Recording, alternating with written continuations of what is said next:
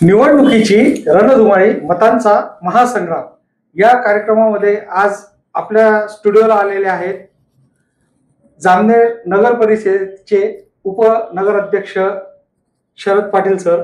Sir, आपलं स्वागत आहे या कार्यक्रमामध्ये. अगदी नमस्कार. तर सर, या कार्यक्रमात आम्ही फक्त एक आपला प्रश्न विचारणार आहोत, काही चर्चा करणार आहोत आणि त्या संदर्भामध्ये आम्हाला थोडीफार माहिती देणार आहोत. तर आपली राजकीय सुरुवात कशा पद्धतीने झालेली आहे? खर तर माझ्या राजकीय जीवनाला सुरुवात गेल्या 30-35 वर्षापूर्वी झाली. 35 वर्षापूर्वी गणेशोत्सव, दुर्गाोत्सव या माध्यमातून माझी राजकीय खरं सुरुवात झाली. मला आठवतं आहे की 1995-96चा काळ. त्या काळात एकीकडे जामनेर तालुक्यातून आपल्या सर्वांचं लाडकं नेतृत्व माननीय गिरीश भाऊंचं नेतृत्व उभं राहत होतं.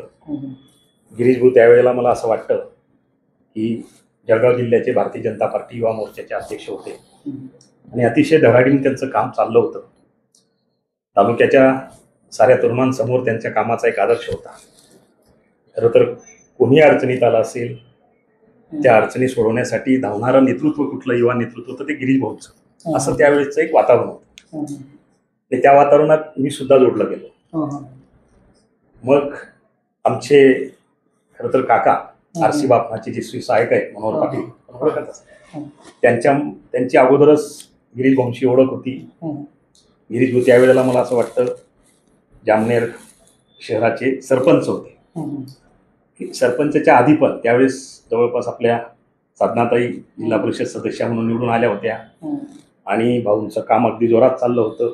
आणि त्याच काळात मी पण भाऊंना जोडलो आणि भाऊंची कामाची पद्धत, भाऊंचं जनतेसाठी धावत जाणं, जनहिताचे कामं करणे, कोणी संकटात असेल, दुःखात असेल, कोणी म्हणजे सुखात दुःखात धावणारा नेता म्हणून त्यावेळेचीच खरं भाऊंची सुरुवात. आणि त्यावेळेस मी पण भाऊंना जुडलो आणि भाऊंची कामाची पद्धत माझ्यासुद्धा समोर होती आणि मी त्यामध्ये एक गोडी माझी सुरुवात झाली आणि मी पण काम करायला लागलो. तसं तर आम्ही श्रीराम मित्र मंडळाची स्थापना मोवाडीला केली आणि मग श्रीराम मित्र मंडळाची स्थापना झाल्यानंतर तिथं गणेशोत्सव आणि मग गणपती स्थापनेला आपले गिरीश भाऊंना आम्ही बोलवायचो. सतीश भाऊ शर्मा, कैलासवासी शर्मा जे आहेत सतीश भाऊ, ते देखील यायचे, शिवाजी नाना यायचे आणि मग अशा पद्धतीनं एक राजकीय जीवनाला, खरं तर राजकीय जीवनापेक्षा जनसेवेच्या बरोबरला त्या ठिकाणी माझी सुद्धा एक सुरुवात झाली. चला, जनतेची कामं करायचे, भाऊ करतात तसं आपणही करू. आणि करत असतानाच मलाही राजकारणाची गोडी लागली. मग भाऊंच्या आपल्या भारतीय जनता पार्टीच्या शाखा ओपनिंगसाठी सुद्धा आम्ही फिरलो. मोवाडीची शाखा ओपन झाली, तिथंही मला भाऊंनी शाखा अध्यक्षाची जबाबदारी दिली. त्याच्यानंतर अनेक आमच्या पंचकृषीमध्ये आपल्या भारतीय जनता पार्टीच्या त्यावेळी शाखा ओपन झाल्या, त्यामध्ये सुद्धा मी आपल्या सगळ्या सहकाऱ्यांच्या सोबत हिरीने भाग घेतला. प्रत्येक गावात मकडास खेळा असेल, करमाड असेल, देवपिंपरी असेल, आता तुकारामदादांची देवपिंपरी, तिथं नेरी गाव असेल, तिथं सुद्धा शाखा स्थापना करायला आम्ही सगळी तरुण मंडळी तिथं जायचो आणि भाऊसोबत काम करायचो. आणि सर, मग हा जो प्रवास आपला झाला तर आपणच म्हणजे खासदार ईश्वरलाल जैन जे बाबूजी म्हणून त्यांची ओळख आहे तालुक्यामध्ये आणि त्यांचे देखील आपण एकदम निकटवर्ती होते. तर कसं काय? अगदी बरोबर आहे. त्या राजकीय माझ्या प्रवासाला वळण लागलं. ते वळण लागण्याचं कारण असं घडलं की मी मुळात MSc झालेलो आणि MSc झाल्यानंतर मी तसं तर मूळतः मध्यम वर्गातून येतो, एक सर्वसामान्य कुटुंबातून मी आलेलो आणि वडील वारलेले. खरं तर आईने आणि मोठ्या भावाने संगोपन केलं आणि MSc झालो. MSc झाल्यानंतर फिजिक्समधनं MSc केलं आणि केल्यानंतर आपल्या जामनेरला इंद्राबाई ललवडीला आमच्या शाळेला जागा निघाली आणि तिथं ज्युनियर कॉलेजची स्थापना झाल्यानंतर फिजिक्स भौतिकशास्त्र या विषयासाठी प्राध्यापकाची पोस्ट होती आणि तिथं माझा इंटरव्ह्यू झाला. तो इंटरव्ह्यू अतिशय छान झाला आणि त्या मुलाखतीच्या मेरिटनुसार मला बाबूजींनी सिलेक्ट केलं. स्वतः बाबूजी त्या ठिकाणी सिलेक्शनला होते आणि एक्सपर्ट, संबंधित फिजिक्सचे एक्सपर्ट पण होते. त्यांनी मला सिलेक्ट केलं, मला नोकरीवरती घेतलं. तसं तर मी बीएड नव्हतो तरी देखील घेतलं. घेतल्यानंतर फक्त मेरिट बेसवरती घ्यायचे, कुठलंही डोनेशन वगैरे नाही, मेरिट बेसवर घ्यायचे. घेतल्यानंतर त्या ठिकाणी नंतर मी भाऊंना भेटायला गेलो, सतीश भाऊंना भेटायला गेलो की भाऊ असं असं झालंय, मला तिथं नोकरी लागली आहे आणि मला त्यांनी सिलेक्ट केलं आहे. तर मला असं वाटतं मी जर राजकीय माझा विचार हा भाजपाचा आहे आणि जी संस्था जिथं मी लागलोय आदरणीय बाबूजींकडे, बाबूजी काँग्रेस विचाराचे, तर आता कसं होईल? तर मला असं वाटतं भाऊ मी तिथं न गेलेलं बरं, कारण जर मी पुन्हा तिथं जॉईन झालो तर मला माझा हा भारतीय जनता पार्टीचा राजकीय विचार सोडावा लागेल. आणि म्हणून भाऊ मला असं वाटतं मी तिथं न गेलेलं बरं. तर बघूया पुढे दुसरी कुठं लागत असेल तर भाऊनी मला त्यावेळेस अतिशय उदारमताने सांगितलं की नाही, आपण असं करायचं नाही शरद, आपण तू सुद्धा एक सर्वसामान्य कुटुंबातून येतोय, आपण सगळेजण सोबत काम करतोय, पण आज आपल्याला नोकरी लागते, आपल्याला रोजगार मिळतोय, तर तू नोकरीला प्राधान्य दिलं पाहिजे. आपला राजकीय विचार काय करायचं ते आपण बघू, पण तू आधी आपली नोकरी जॉईन कर, आपली पोटा पाण्याची जी व्यवस्था आहे ती आधी अगोदर त्याच्याकडे लक्ष दे. आणि म्हणून भाऊंनी आदेश दिला की तू नोकरी जॉईन केल्यानंतर आपल्या इंदिराबाई ललवानीमध्ये जे काही मला जबाबदारी भौतिकशास्त्राची त्याला न्याय देण्याचा प्रयत्न निश्चितपणे केला, आजपर्यंत करतोय. तर त्याच कालखंडामध्ये बाबूजी काँग्रेसचे नेते आणि काँग्रेसच्या वातावरणामुळे मी अतिशय नैसर्गिकपणे ओढला गेलो. आणि त्यावेळेला मला नेत्यांनी मग माझे काम करायची पद्धत बघून माझ्यावरती काँग्रेसचे युवक अध्यक्षाची जबाबदारी दिली. युवक अध्यक्षाची जबाबदारी दिल्यानंतर मी काम करायला लागलो. त्या युवक अध्यक्षाच्या जबाबदारीला अभिप्रेत असलेलं काम, जनतेचे प्रश्न सोडवायचे, मग तहसीलमधले प्रश्न असतील, पंचायत समितीचे प्रश्न असतील, या संदर्भात मध्ये मोहनभाऊ चांगले त्या संदर्भात त्यांना जाणकार आहे. आणि त्यावेळेला मग दवाखान्याचे काम असो, समोर गिरीश भाऊंचं सोबत काम केलं असल्यामुळे मला त्या गोष्टीचा निश्चितपणे त्याची गोडी होती. आणि भाऊंच्या कामाची पद्धत मी पाहिली होती. मी पण त्याच पद्धतीने जामनेर तालुका काँग्रेसचा युवक अध्यक्ष म्हणून काम करू लागलो. लोकांची प्रश्न सोडवायला आनंद भेटत होता. आणि मग पर्यायी मी पुन्हा अजून खोलात काँग्रेस विचारात गेलो. आणि नंतर मग काँग्रेसचं विभाजन झालं. काँग्रेसचं विभाजन झाल्यानंतर राष्ट्रवादी काँग्रेस झाली. नंतर राष्ट्रवादी काँग्रेसचं सुद्धा युवक अध्यक्षाचं पद मला बाबूजींनी त्यावेळेस दिलं. आणि पुन्हा त्या युवक अध्यक्षाचं राष्ट्रवादीचं पद सांभाळत असताना पुन्हा जनतेची कामं, पुन्हा गावापर्यंत जाऊन त्या ठिकाणी आपल्या पक्षाचे विचार पोचवणे, प्रामाणिकपणे पोचवणे, लोकांची अडीअडचणी सोडवणे, यामध्ये सतत मी जवळपास 20 वर्ष काम. आणि एक वेळ अशी होती की आपण गिरीश महाजनांचे अगदी प्रतिस्पर्धी म्हणून की आपली बैठक अजितदादा पवार यांच्याकडे झाली होती. त्यावेळेला आपण विधानसभेचे उमेदवार म्हणून त्या मागणीसाठी त्या ठिकाणी गेले होते. मग त्या प्रसंगी काय घडलं होतं की आपल्याला उमेदवारी नाही मिळाली, म्हणजे नेमकं सांगता येईल आपल्याला काय? खरं तर असं घडलं की ज्या वेळेला हे काम करत होतो, कामामुळं जनतेचा आशीर्वाद मिळत होता, तशा पद्धतीचं संपूर्ण तालुक्यात वातावरणही तयार झालं होतं. आणि आपण सुद्धा विधानसभा लढवावी असा एक जनतेचा त्यामध्ये निश्चितपणाने ओढा होता किंवा आपण विधानसभा लढवावी, कारण आपण चांगल्या पद्धतीचं काम करतोय. आणि म्हणून मी देखील मग त्या ठिकाणी राष्ट्रवादी काँग्रेस पक्षाच्या माध्यमातून इच्छुक होतो, विधानसभेचा इच्छुक म्हणून मी त्या ठिकाणी समोर होतो. खरं तर ते जनतेच्या मनात होतं.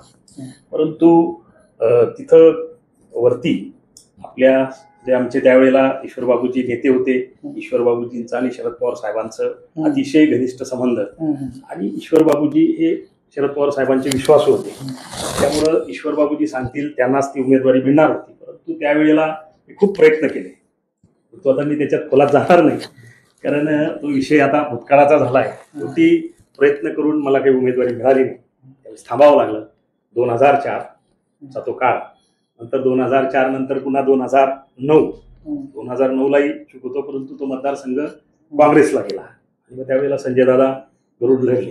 आणि मग 2014ला पुन्हा इच्छुक राहिलो, परंतु त्यावेळेस देखील DK दादा पाटलांना त्यावेळेस उमेदवारी भेटली. असा एक प्रवास, जवळपास 20 वर्षाचा प्रवास आपला भाजपामध्ये. नंतर कसा प्रवेश कसा झाला? प्रवास झाल्यानंतर जवळपास काँग्रेस राष्ट्रवादी असं दोघं विचार श्रेणीमध्ये मी जवळपास 20 वर्ष काम केलं.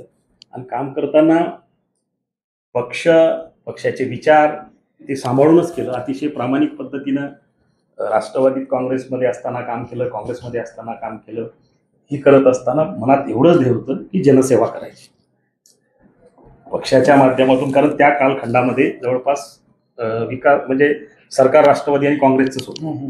आणि मग सरकारच्या माध्यमातून, बाबूजींच्या माध्यमातून आणि संबंधित त्या वेळेला जे काही पालकमंत्री असायचे, संबंधित मंत्री आणि विशेषतः अजितदादा यांच्या माध्यमातून जेवढं काही जनतेसाठी करता येईल, गावागावाचे प्रश्न कसे सोडवता येतील, गावागावाचे जे काही सरपंच असायचे त्यांच्या माध्यमातून त्या संबंधित गावाचा सर्वांगीण विकास करण्यासाठी जे काही ते कामं घेऊन यायचे, ते अग्रणी ठेवून आम्ही त्या ठिकाणी काम करायचो आणि सगळ्या सहकाऱ्यांचं देखील सहकार्य मिळायचं, अनेकांचा त्यामध्ये पाठिंबा राहायचा.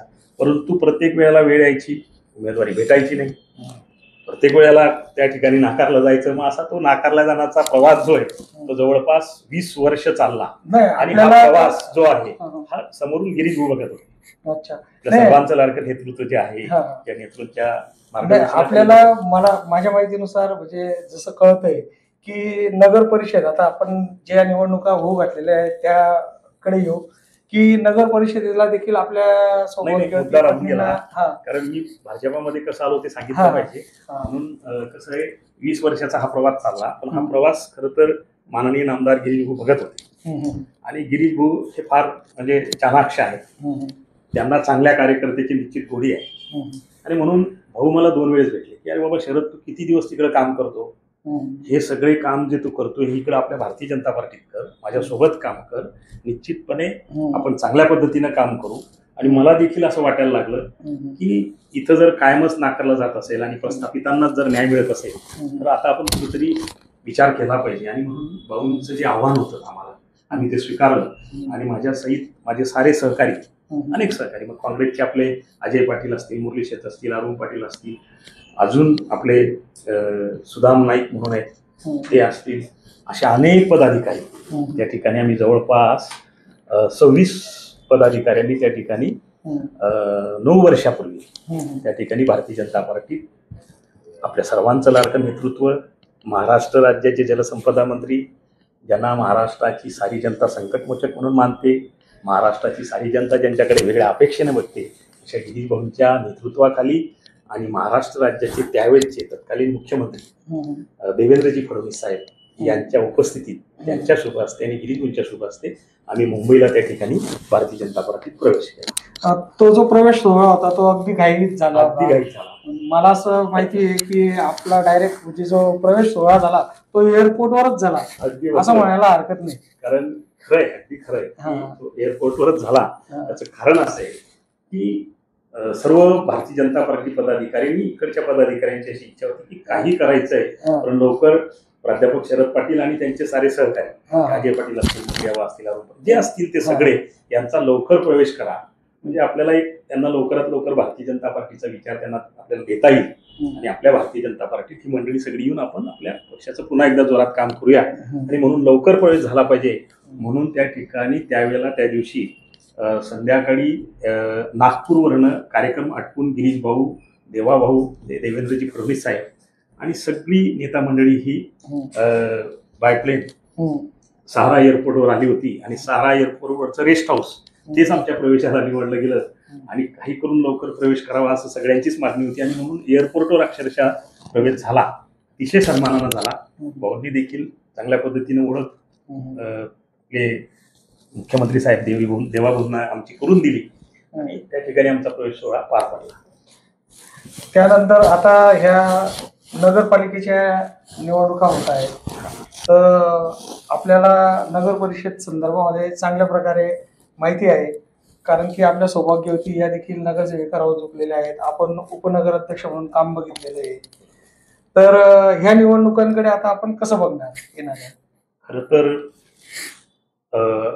मी सर्वतेला सांगेन की आपण इथं स्वतःला सौभाग्य समजतो, माझं भाग्य समजतो की किंवा आपल्या सगळ्या जामनेर विधानसभा मतदारसंघाच्या साऱ्या जनतेचं एक भाग्य आहे, शहराच्या जनतेचं देखील आणि जामनेर तालुक्याच्या साऱ्या जनतेचं आणि विधानसभा मतदारसंघाच्या साऱ्या जनतेचं एक भाग्य आहे, सौभाग्य आहे की आपल्याला एक महाराष्ट्रात जे आज नेतृत्व गाजतंय की महाराष्ट्राच्या मंत्रिमंडळामध्ये जे आज वजनदार मंत्री म्हणून ज्यांच्याकडे बघितलं जातं, ज्यांच्याकडे महाराष्ट्राची सारी जनता एक संकटमोचक नेता म्हणून बघते, जे महाराष्ट्राच्या आपल्या जामनेर विधानसभा मतदारसंघासहित संपूर्ण महाराष्ट्राच्या कुठेही कानाकोपऱ्यात कुठलंही संकट आलं असेल तर त्या ठिकाणी महाराष्ट्र राज्याचे अभ्यासू मुख्यमंत्रीचे विश्वासू सहकारी म्हणून जर कोणी पोचत असेल तर ते माननीय गिरीश भाऊ असतात.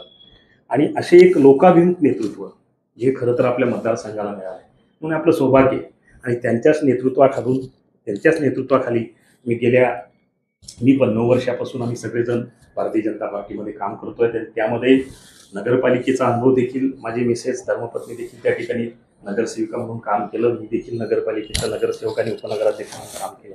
सगळं करत असताना गिरीश भाऊंचं नेतृत्व पाहायला मिळालं. खरं तर आज आपण बघतोय की गिरीश भाऊंच्या नेतृत्वाखाली या ठिकाणी आपल्या जामनेर नगरीच्या नगराध्यक्षा सौ साधनाताई गेल्या जवळपास ताईंना आता मला असं वाटतं ताई 3 वेळेस नगराध्यक्ष म्हणून त्यांनी काम बघितलं आणि चौथ्यांदा सुद्धा त्या भावी आहेतच. तर काम करताना आज आपण बघतोय की जामनेर शहराचा चेहरा मोहरा बदलतो. शहराच्या संदर्भात बोलायचं तसं तर विधानसभेचा चेहरा मोहरा बदलतो. आज जामनेर शहर जर गेल्या 10 वर्षापूर्वी आज जामनेर शहरचा चेहरा आणि आताचा चेहरा जर बघितला तर संपूर्ण जामनेर शहर आपल्याला बदलताना दिसतं. एक विकासाचं पर्व या ठिकाणी महाराष्ट्र राज्याचे जलसंपदा मंत्री माननीय गिरीश भाऊंच्या नेतृत्वाखाली या ठिकाणी साधनाताईंच्या नेतृत्वाखाली या शहरात होताना दिसते. अनेक विकासाचे कामं होताना दिसतात. खरं तर आमचा मुद्दा विकासाचाच राहणार आहे. भारतीय राष्ट्रीय काँग्रेसचे तालुका अध्यक्ष शरद पाटील हे काल बोलले की डांबरी रस्ते असताना ते चांगल्या प्रकारचे रस्ते असताना ते खोदून सिमेंटचे केले जात आहेत. तर का हो असं? खरं तर असं उद्देशून जातो. आपल्या सर्वांचं लाडकं नेतृत्व महाराष्ट्र राज्याचे संकटमोचक माननीय गिरीश भाऊंचं एक स्वप्न आहे की माझं शहर जे आहे जामनेर शहर, साधनाताई या ठिकाणी नगराध्यक्ष म्हणून काम करतायत. खरं तर भाऊंच्या मार्गदर्शनाखाली आम्ही सगळेजण काम करतो. तर भाऊंनी ठरवलंय की माझं जामनेर शहर हे महाराष्ट्रामध्ये 1 नंबरचं सुंदर शहर झालं पाहिजे. आता सुंदर या शहराला करायचं म्हणजे नेमकं काय अभिप्रेत आहे, तर या शहरातले सारे रस्ते अतिशय दर्जेदार झाले पाहिजे, अतिशय छान अशा गटारी झाल्या पाहिजे. आणि ते सगळं झाल्या आज आपण बघतोय शहरामध्ये की या शहराचा झपाट्याने विकास होतोय. आणि हे शक्य फक्त गिरीश भाऊंमुळे शक्य झालं, साधनाताईंच्या नेतृत्वामुळे शक्य झालं. आज या ठिकाणी जे काही विकासाची कामं असतात, मग गटारीची कामं असतील, रस्त्याची कामं असतील, अंडरग्राऊंड ड्रेनेज असेल, त्याच्यानंतर प्रत्येक कॉलनीमध्ये प्रत्येक वार्डामध्ये जिथं जिथं गरज असेल त्या ठिकाणी ओपन स्पेस डेव्हलप करण्याचं काम देखील झालं. आणि ओपन स्पेस डेव्हलप करताना त्या ठिकाणी मंगल कार्यालय, मल्टीपर्पज हॉल आज आपण बघतोय की एकेका वार्डामध्ये 3 मल्टीपर्पज हॉल या ठिकाणी झालेले आहेत. आणि म्हणून आपल्या ह्या जामनेर शहरकरांसाठी कुठलेही सांस्कृतिक कार्यक्रम असतील किंवा लग्नाचा समारंभ असेल किंवा छोटे मोठे जेही कार्यक्रम असतील त्या कार्यक्रमाला जागा नव्हती किंवा तशी व्यवस्था नव्हती. या साऱ्या व्यवस्था अद्यावतपणे या ठिकाणी प्रत्येक कॉलन्यांमध्ये केल्या आहे. आणि आपल्या इकडल्या हिंदू बहुलमध्ये भागांमध्ये करत असताना त्याच वेळेस आपल्या मुस्लिम बांधव ज्या भागात राहतात त्या मुस्लिम भागांमध्ये सुद्धा एवढ्याच ताकदीचा न्याय, तिथं सुद्धा ह्याच पद्धतीचा विकास त्या ठिकाणी झाला. तिथं सुद्धा सगळ्या ठिकाणी मंगल कार्यालय झाले, शादीखाने झाले, सगळे झाले त्या ठिकाणी. आणि रस्ती दर्जा झाले, गटारी झाल्या, सगळी कामं अतिशय छान पद्धतीने या ठिकाणी होत आहेत. आणि कुठंतरी आपल्या या शहराचा गिरीश भाऊंच्या नेतृत्वाखाली आणि साधनाताईंच्या नेतृत्वाखाली या ठिकाणी झपाट्यानं विकास होताना हे वस्तुस्थिती आहे. आता राहिला प्रश्न, अध्यक्षांनी जो आरोप केला, काँग्रेसचे अध्यक्ष जे आहेत त्यांनी, किंवा डांबरीकरण झालेलं असताना, डांबरी रस्ते असताना कॉन्क्रिटीकरण का करतायत, त्याचं कारण असं आहे की डांबरीकरण रस्ते करत असताना अनुभव असा आला की त्या ठिकाणी पाऊस पडला की पाऊस पडल्याने तो डांबरी रस्ता खराब होतो, पुन्हा त्याला खड्डे पडतात, म्हणजे त्याचं आयुष्य अतिशय कमी आहे. जे दर्जेदारपणाचे रस्ते व्हावेत, अतिशय उच्च दर्जाचे रस्ते आपल्या शहरामध्ये झाले पाहिजे, ही मानस ही अपेक्षा भाऊंची आहे. आणि म्हणून डांबरी रस्ते केले तर ते लवकर खराब होतात, त्यांना गड्डे पडतात, लगेच निकृष्ट होऊन जातो. आणि म्हणून त्याचं आयुष्य चांगलं राहावं, ते दर्जेदार बनावे म्हणून कॉन्क्रिटीकरण रस्त्याची कन्सेप्ट जी आहे, संकल्पना ती स्वीकारली. आणि म्हणून स्पेशल तेवढ्यासाठी 200 ते 300 400 कोटीचा निधी भाऊंनी या ठिकाणी आणला. आणि आज आपण बघतोय संपूर्ण शहरामध्ये कॉन्क्रिटीकरण होताना आपल्याला दिसतंय. आणि म्हणून त्यामागे विकासाची दृष्टी आहे. आता यांना विरोधकांना ती कशी वाटते हा त्यांचा प्रश्न आहे, परंतु भाऊंना या शहराला 1 नंबरचं सुंदर शहर आहे महाराष्ट्रामध्ये करायचं आहे. आणि त्या अनुषंगाने सगळी कामं होत आहेत. आणि निश्चितपणे मला विश्वास आहे की जामनेरकरांना सुद्धा या गोष्टीचा पूर्णपणे विश्वास आहे आणि समाधान आहे की आपलं शहर हे निश्चितपणे विकासाच्या दिशेने चाललंय. विकासाचं पर्व या ठिकाणी गिरीश भाऊंच्या नेतृत्वाखाली, साधनाताईंच्या नेतृत्वाखाली सुरू झालंय, याच्यामध्ये कुठलीही शंका नाही आहे. आणि हे जनतेला सुद्धा निश्चितपणे पटलेला आहे. त्याचबरोबर डॉक्टर प्रशांत पाटील आहेत, त्यांनी देखील हातगाडीच्या संदर्भामध्ये शरद पाटलांनी जे म्हणजे टपरीवरचे जे आमदार म्हटले जायचे त्या टपरीधारकांना न्याय दिला नाही गेला नाही बुवा अशा पद्धतीचं ते बोललेले आहेत. तर जे अतिक्रमण धारक आहेत होते त्यांना उठवून त्या ठिकाणी कॉम्प्लेक्स बनवलं गेलं, तर त्यांना गाळे दिले गेले नाही अशा प्रकारचं त्यांचं म्हणणं होतं. आपण काय म्हणणार यावर? त्याच्यामध्ये एवढंच सांगेल की हा खरं तर ते विरोधक म्हणून आरोप करतायत, परंतु असेही मला तरी असं वाटतं की आतापर्यंत भाऊंनी कधी सर्वसामान्य माणसावर अन्याय केला नाही आणि जे काही आपले लोटगाडी धारक आहेत किंवा जे अतिक्रमण धारक आहेत त्यांनाही देखील न्याय देण्याचा प्रयत्न निश्चित केला आहे. जिथं जिथं कुठं ऍडजस्ट करता येईल तिथं कमी दरामध्ये देण्याचा प्रयत्न निश्चितपणाने भाऊंनी केला आहे. आणि आता विरोधक मंडळी जी आहे त्यांना खरं तर कुठले मुद्देच या ठिकाणी शिल्लक राहिले नाही. मी तर असं म्हणेल की आज जरी आपण सर्वे केला महाराष्ट्रामध्ये तर सर्वे केल्यानंतर एक लक्षात येईल की संपूर्ण महाराष्ट्रामध्ये सर्वात जास्त निधी शहरासाठी आणि आपल्या संपूर्ण ग्रामीण भागासाठी जर कोणी आणला असेल तर ते माननीय गिरीश भाऊंनी आणला आहे. ही वस्तुस्थिती आहे. राजकीय म्हणून मी बोलत नाही, पण ही वस्तुस्थिती आहे. आणि अगोदर त्यांच्याकडे ग्रामविकास खातं होतं, अगोदर त्याच्या जलसंपदा खातं होतं, आता पुन्हा एकदा आपल्याकडे भाऊंच्या रूपाने जलसंपदा खातं आपल्याला मिळालंय. प्रत्येक खात्याला न्याय देण्याच्या संदर्भातली भूमिका गिरीश भाऊची राहिली. जलसंपदा खात्याच्या माध्यमातून आमच्या शेतकरी राज्याच्या सिंचनाचे प्रश्न सोडवले पाहिजे. मतदारसंघाचे जामनेर विधानसभा मतदारसंघातील शेतकऱ्यांची सोडत असताना संपूर्ण महाराष्ट्राचे सोडवण्याचा प्रयत्न भाऊ करतायत. त्याच्यानंतर ग्रामविकास खातं आलं. ग्रामविकास खातं आल्यानंतर संपूर्ण महाराष्ट्राच्या ग्रामीण भागाचा चेहरामोहरा बदलण्याचा एकमेव प्रयत्न महाराष्ट्राच्या इतिहासामध्ये जर कुठल्या ग्रामविकास मंत्री साहेबांनी केला असेल तर तो माननीय गिरीश भाऊंनी केला.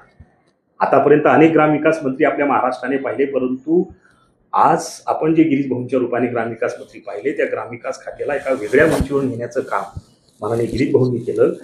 मला सांगताना आनंद होतोय किरण भाऊ, शहराचा विकास एकीकडे होत असताना जामनेर विधानसभा मतदारसंघाच्या ग्रामीण भागाच्या विकासासाठी गावागावातील अंतर्गत रस्ते, गावागावामध्ये सुद्धा मंगल कार्यालय आणि व्यायामशाळा, तरुणांसाठी अभ्यासिका या साऱ्या प्रश्नाला सोडवण्यासाठी आणि सारे प्रश्नाचं काम होण्यासाठी जवळपास 5,000 कोटीचा निधी भाऊंनी आपल्या जामनेर विधानसभा मतदारसंघासाठी ग्रामविकास खातं सांभाळत असताना आणला आहे.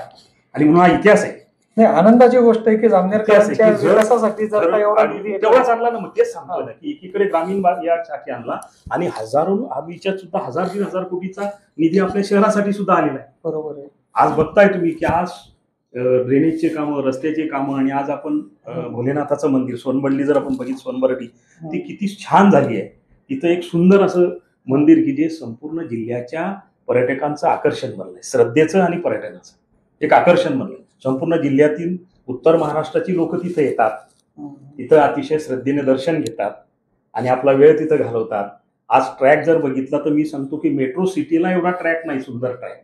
बरोबर आहे. असा आपल्या तरुणांसाठी, वडीलधाऱ्यांसाठी, आपल्या मध्यमवर्गीयांसाठी, सर्वांसाठी अतिशय सुंदर असा ट्रॅक. मी तर म्हणेल नाशिकला सुद्धा नाही. अशा मोठे मोठे शहर, धुळा असेल, मोठे मोठे शहर की जिथं अशी ट्रॅक नाही आहे.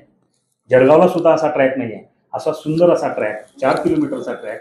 म्हणजे माझ्या जामनेर शहराच्या जनतेचं आरोग्य सुद्धा सदृढ राहिलं पाहिजे. तरुणांना व्यायाम करायला त्या ठिकाणी मैदान असलं पाहिजे, ट्रॅक असला पाहिजे, त्यांच्यासाठी स्विमिंग ट्रॅक असला पाहिजे. ऑलिम्पिक दर्जाचा स्विमिंग ट्रॅक भाऊंनी त्या ठिकाणी सुरू केला आहे. म्हणजे अतिशय दूरदृष्टी असलेला नेता, अतिशय विजनरी दृष्टिकोन असलेलं नेतृत्व आज आपल्या जामनेर शहराला गिरीश भाऊंच्या रूपाने मिळालं आहे. हे खरं तर मी तर प्रामाणिकपणे सांगेल की माझा राजकीय प्रवास 20 वर्ष राष्ट्रवादीत होता, आता 9 वर्षापासून भाजपमध्ये, आणि या संपूर्ण प्रवासामध्ये मी गिरीश भाऊ सारखा नेता बघितला नाही. एवढा लोकाभिमुख, जनहिताचं काम करणारा, जनकल्याणकारी काम करणारा, सर्वांच्या सुखादुःखात सामील होणारा आणि आरोग्याची सेवा देत असताना कुठलीही राजकीय भेदाभेद न करता विरोधक जरी असेल त्याला आरोग्याची सेवा देण्याचा प्रयत्न गिरीश भाऊ करतात. मी तर म्हणेल महाराष्ट्रात काय देशात सुद्धा असे एवढे आरोग्याची सेवा करणारं नेतृत्व देशात सुद्धा नसेल. एवढं एक मौलिक असं नेतृत्व आपल्याला गिरीश भाऊच्या रूपाने मिळालं. बरोबर आहे. त्याचबरोबर डॉक्टर प्रशांत पाटील यांनी सुशिक्षित बेरोजगार या युवकांसाठी रोजगाराच्या संदर्भातला प्रश्न देखील उपस्थित केलेला होता. तर याबद्दल आपण काय म्हणणार? निश्चितपणे जे तरुण मुलं आहेत, बेरोजगारी निश्चितपणे हा प्रश्न आहेच आणि तो प्रश्न सोडण्यासाठी निश्चितपणे माननीय गिरीश भाऊंनी प्रयत्न सुरू केले आहेत. जर मग आपण बघितलं असेल मागच्या काही कालखंडामध्ये आपली सुप्रीम फॅक्टरी असेल, तिथं सुद्धा पोरांना त्या ठिकाणी रोजगार देण्याचा प्रयत्न भाऊंच्या माध्यमातून होतोय. आणि नंतरच आता नुकतंच रेमंडमध्ये सुद्धा भाऊंच्याच नेतृत्वाला मानणारी त्या ठिकाणी युनियन, तिथं सुद्धा आपल्या मुलांना रेमंडमध्ये सुद्धा रोजगार देण्याचा प्रयत्न त्या ठिकाणी होतोय. आणि या माध्यमातून आपल्या जामनेर शहर आणि जामनेर विधानसभा मतदारसंघातील तरुणांसाठी, बेरोजगारांसाठी त्या ठिकाणी रोजगार मिळवण्यासाठी निश्चितपणे भाऊ प्रयत्न करतायत. आणि सगळ्यात महत्त्वाचं सांगितलं की जामनेर शहराचा विकास आणि ग्रामीण भागाचा विकास, दोघी विभाग जे भाऊंसाठी महत्वाचे आहेत. दोघंच विभाग नाही तर संपूर्ण महाराष्ट्र भाऊंसाठी आज महत्वाचा आहे. कारण या महाराष्ट्राचे मुख्यमंत्री महोदय आहेत, त्यांचे सर्वात विश्वासू म्हणून आज जर सहकारी मंत्री जर कोण असतील ते आपले गिरीश भाऊ, आपल्यासाठी समाधानाची काय अतिशय आनंदाची बाब आहे. तर आज रोजगारीच्या संदर्भात सांगेल, भाऊंची चर्चा करताना भाऊंनी आम्हाला सर्वांना सांगितलंय की लवकरच आपल्या जामनेर MIDC मध्ये लवकरच भाऊ 2 ते 3 प्रोजेक्ट प्रकल्प या ठिकाणी आणतायत. मग कापड उद्योग असेल हा लवकरच आता त्याचा शुभारंभ होणार आहे. आणि तिथून निश्चितपणे 5-10 हजार बेरोजगारी तरुणांचा प्रश्न त्या ठिकाणी मार्गी लागेल. आणि तेवढे मुलांना निश्चितपणे त्या ठिकाणी रोजगार मिळेल आणि 5-10 हजार कुटुंब त्या ठिकाणी पुन्हा ताकदीने उभे राहतील.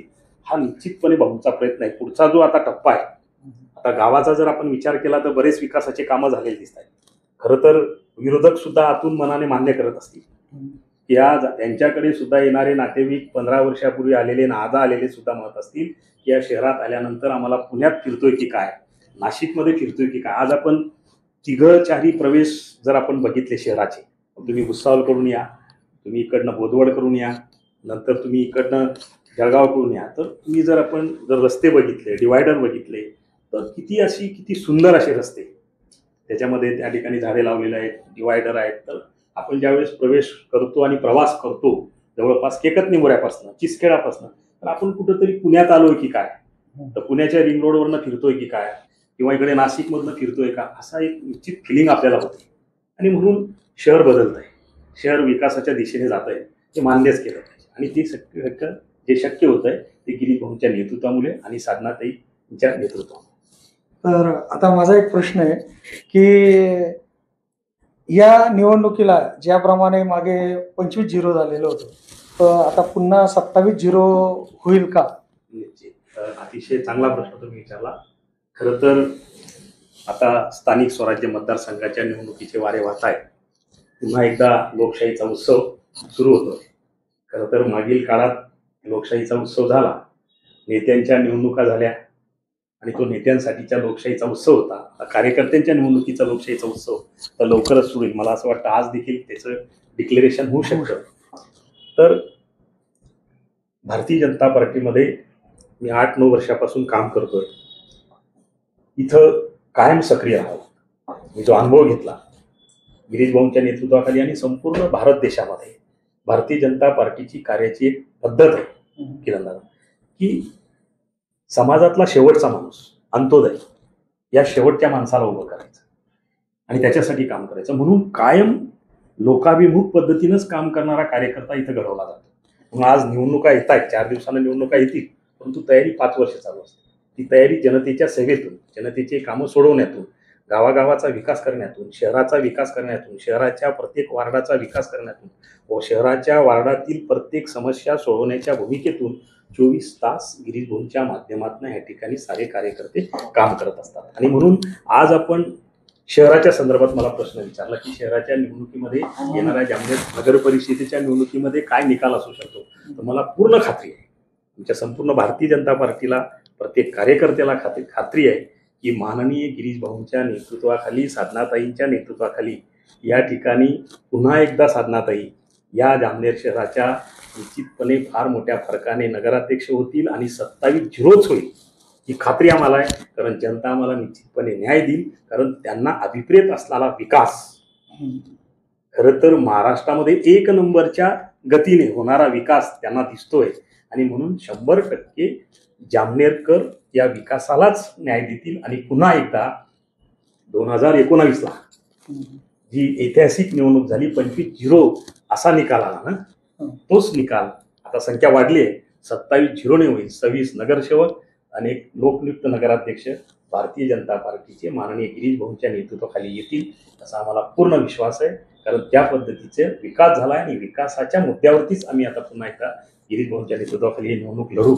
आणि सांगताना दुसरा असा आनंद होतोय की आपण बघितलं असेल की संपूर्ण महाराष्ट्रामध्ये भारतीय जनता पार्टीच्या बॅनरखाली म्हणजे माननीय गिरीश भाऊंचं नेतृत्व हे सर्व समाजासाठी कसं पोषक आहे, सर्व समाज घटकांना घेऊन चालणारं कसं आहे याचं एक उदाहरण मी तर म्हणतो भारतात नसेल की भारतीय जनता पार्टीच्या बॅनरखाली माननीय नामदार गिरीश भाऊंच्या नेतृत्वाखाली आज जर आपण मागचा निकाल बघितला तर त्यामध्ये 25-0 झालं होतं. त्या 25-0 8 नगरसेवक हे मुस्लिम समाजाचे होते.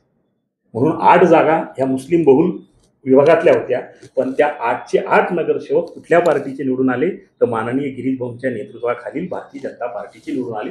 एवढं सामाजिक स्वास्थ्य राखण्याचं काम गिरीश भाऊंच्या नेतृत्वाच्या माध्यमातून या शहरात होत आहे. आणि म्हणून ज्या ज्या वेळेला गिरीश भाऊंच्या नेतृत्वाशी निगडीत असलेली निवडणूक येते त्या वेळेला या ठिकाणी गिरीश भाऊंच्याच पारड्यात निश्चितपणे आशीर्वाद दिला जातो. ही आपली परंपरा आहे. तीच परंपरा पुन्हा एकदा जामनेरकर निश्चितपणे जामनेरची जनता त्याच पद्धतीने आशीर्वाद देतील आणि पुन्हा एकदा 27-0 हाच निकाल लागेल. भारतीय जनता पार्टीचे नगराध्यक्षा आणि भारतीय जनता पार्टीचे 26 नगरसेवक पुन्हा निवडून येतील आणि पुन्हा एकदा गिरीश भाऊ ऐतिहासिक विजयाची धनी होती हीच मला या ठिकाणी खात्री आहे.